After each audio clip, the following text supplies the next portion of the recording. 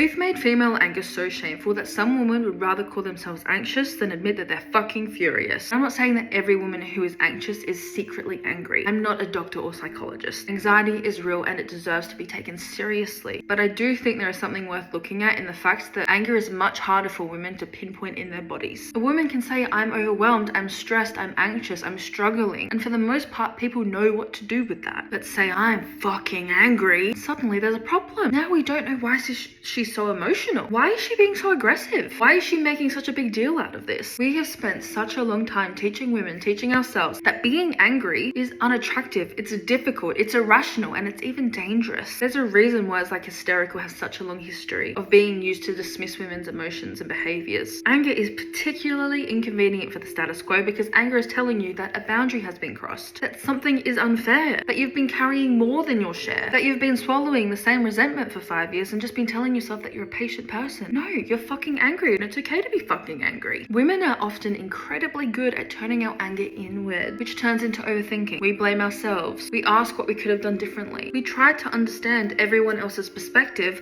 to the point where there's no room left for our own perspective. I think this is one of the reasons that the wild feminine has been so threatening throughout history. She isn't just a beautiful or nurturing or receptive being. She is furious when something needs to be challenged. She knows when something has gone too far. She can destroy what is harming her. That part of womanhood, that part of the feminine is much harder to contain and make obedient. I'm not saying anger should run your life, and I'm not saying that every behavior that comes from anger is morally correct. Anger can be destructive too. There's always the duality in everything. But there is a massive difference in learning how to work with your anger and being taught to feel ashamed of it in the first place. The question shouldn't always be, how do I calm down? Sometimes it's, what the fuck am I angry about and what is my anger telling me? If you're sick of second guessing the parts of yourself that you're taught to silence your anger, the Wild Alchemy Guide is where I'd start. It's for the women who are ready to question the conditioning, get back into her body and build a life that actually feels like yours. You can find your copy through the link in my bio.